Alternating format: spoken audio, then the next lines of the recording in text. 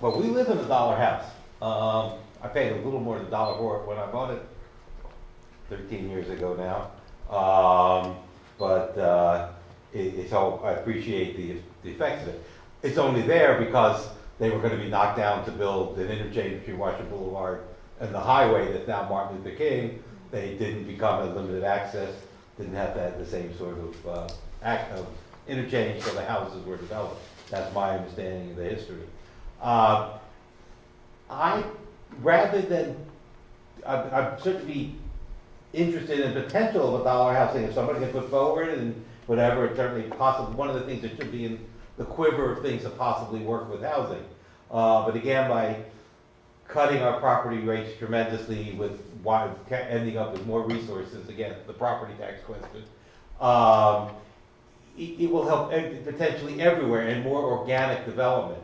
And I think one of the problems is big developers coming in doing big things rather than things growing up organically, smaller projects and everything, and whatever, rather than somebody directing and controlling from above. Which is not to say we're not going to sit down and discuss Westport, what's happening, and big piece of land and things like that. So it's a potential program. We need the housing, but unless we get more people in somehow, you know, we've got housing for a city of 900,000, and we're 600,000. So there's just inherent problems in that. I don't want to knock down. I love that we're a city with mainly pre-automobile infrastructure, and I want to maintain those buildings. I don't like when I drive through parts of the city and see things have been taken down and basically suburban-looking things gone up. Now, I walked in Brooklyn, saw the Brooklyn Green, which was 8 houses. They don't look like 1940s or 50s row houses, but that was an infill of 8 houses on the street, fits in with it, and that sort of type thing we could do. Mr. Marker, we'll start with you. For the candidates, is it a priority of yours that city property taxes be lowered? And if so, explain your plan. If not, okay. Why not? Okay, I do have a plan. I should have brought one up with you. The yellow, please, everybody leave with one of the yellow brochures in the back, the one state, one rate brochure. Most people, if they say they want a lower property tax, it's okay, but what services are you going to cut in the hope that eventually you're going to get more money? Or if somebody just comes and tells you, I want to spend on schools, I want to spend on housing, I want to this and that, where are you going to get the money from? I propose, and I understand that if I'm your councilman next budget season, this will not be in effect at that time. It's going to take at best several years to make this happen. But we are one state of Maryland. And yet the state of Maryland has a system where its poor areas pay high taxes and get low services. Its rich areas pay low taxes and get high services. Something ain't right about that. So the state of Maryland should say, we're one state of Maryland, everybody pays the same property tax rate, the money goes into one pot. At least for my calculations, the assumption is if you're 10% of the population, you get 10% of the money. It may be that if you've got need, you know, at some point you do it by needs, not just by population. And then you say, okay, that sounds great, but the rest of the state's gonna hate that. It's about 55% of the state of Maryland, by counties, also benefits. Some of them, I think even most of them, but certainly some of them are like us, the tax rate goes down and they get more money. But others, it may be that the people in your county would pay $5 million less, the county would get $1 million less. Well, but so that's the advantage of people in that county to pay $5 million less, even if their county only gets $1 million less there. So please take my brochure. It's something that if I get in, if I can get the council behind it and enthusiastic, then we have to start working not only with our legislators, but with those other counties. It's not the Howards and Montgomery to start with. So look at my brochure, read it. It's a real, it's one of my fresh ideas. And if nothing else, it shows that I'm willing to think outside of the box and not choose between cutting your taxes and providing services. I'm going to focus this question on two different things, attracting and retaining. And obviously, taxes is more for retaining residents that are already here. Obviously, if we have lower taxes, that also helps bring people in, but I'm going to focus on attracting at the end of my statement. My plan is localized to Baltimore City, so it's quite different than Bill's. But what my plan focuses on is, one, lowering taxes for occupied properties. Not just owner-occupied, but any occupied property. And the way that I plan on offsetting that is by increasing on vacant properties and also increasing fines on absentee landlords. Now, absentee landlord fines right now, the way it works, I heard you talking earlier, I think, about Rob DeRocher and nuisance abatement, something I'm very familiar with. I have worked with Dan Cosgrove and WVDA. We had a crime summit where we've met with Rob. We've evicted some houses that have been an issue through that. But a lot of the absentee landlords, they may or may not pay, but you put it out there and you get what you can out of an increased fine. The thing I'm focusing more on is the increased taxes for the vacant properties. The majority of those are held by investors, where they're larger investors usually, not like an absentee landlord. And what I'll tell you that should help give you an idea of how this can be successful is if you look at us versus Washington, D.C., which is right down the road. Washington, D.C., over the last 5 years, their housing market has remained stable. And you look at Baltimore City, and I think it's pretty evident that ours has not. Washington, D.C. implements a very similar program to this. They have higher taxes on the vacant. I think they might be around 10%. I'm not sure the number, but they have a much higher rate for vacant properties.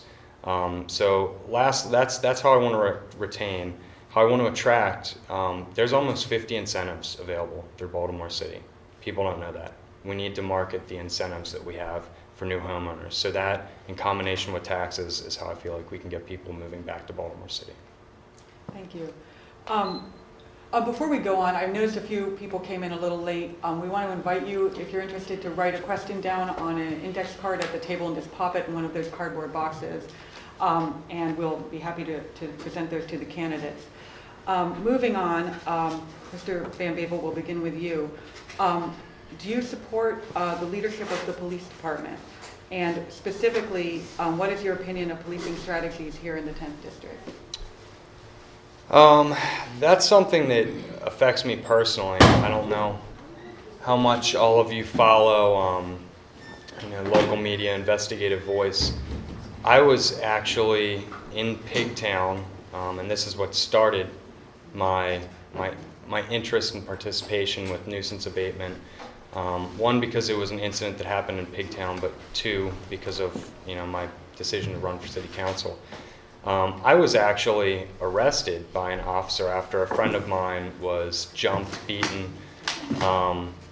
The police that came asked me to leave, and I didn't. I'm a community leader. He had called me and asked for me to come. So I did, and the officer immediately became aggressive with me, handcuffed me, detained me, wrote me a nuisance demeanor ticket, so I had to go to court. But the reason I bring that up is because obviously within any industry, any profession, there are people that are bad apples. The other officer that was with him never said a word. He just looked at him and let it happen. The thing that bothered me most was the kids that did it. We knew who they were. They lived about 2 blocks away, and the officers never went to look for them. Long story short, that resident now lives in Portland, Oregon. And by the time the court date came up, he had already moved, so those kids are out and free.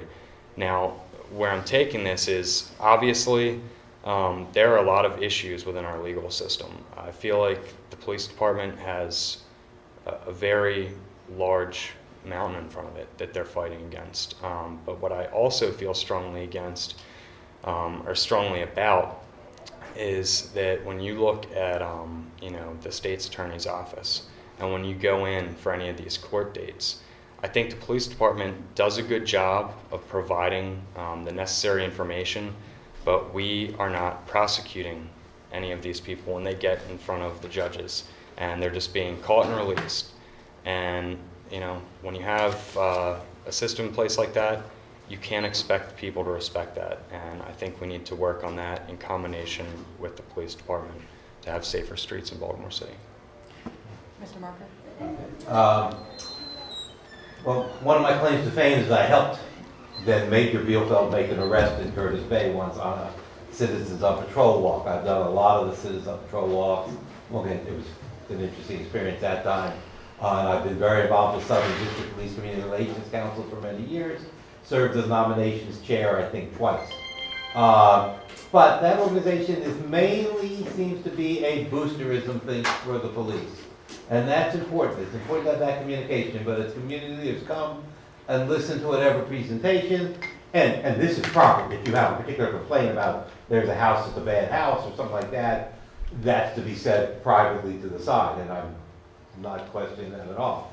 But it's all kind of boosterism. And I've been hearing as I've gone around door to door, a certain amount, particularly the last couple of days I was in Brooklyn, a certain amount of complaining about cops and referencing bad cops and things like that. So I've said to a number of people, one of the things I'm going to do is, and that's my not the thing by any means all, but we need, I think, a better way of airing where there are problems and finding out if there are some of our citizens who are concerned by the cops around them. And so I'm anticipating that there's where if I hear that more, or whatever, and that there'll be times when I and the major and probably a community leader, whether or not the individual community members who are complaining, sitting at a table and talking about and addressing not just boosterism type things. Not that all say it is not good to say thank you for the good things being done, and that's a very tough job to be a cop and everything. But open and honest government involves airing all sorts of things. And again, the different community leaders will know what I'm doing. That's not to say there won't be times there'll be a given community leader and me and the major and whatever, but that's something I intend to be involved with, maybe even talking about good cops and bad cops. Thank you. We have Miss Erica White. She's a third candidate with us this evening. Again, gentlemen, to make space for her. If you want to go ahead right in the middle. We're sort of lined up alphabetically. And we are allowing candidates 2 minutes to answer each question. At the end, there will be 3 minutes for closing remarks. Okay. All right. What was your question? First, I'd like to apologize for being late. I got caught in the downpour, and I'm just getting off of work. So forgive me, but I am here. And I'm going to check for a few more. Do we have any questions that I Well, there was the question that was currently on the table. As I am an attorney, I'm practicing. I might be able to give you some insight if you. Do you want me to read the you'd like question to. again? We'll finish with that one then. The question was, do you support the leadership of the police department? Specifically, what is your opinion of policing strategies in the district, in District 10?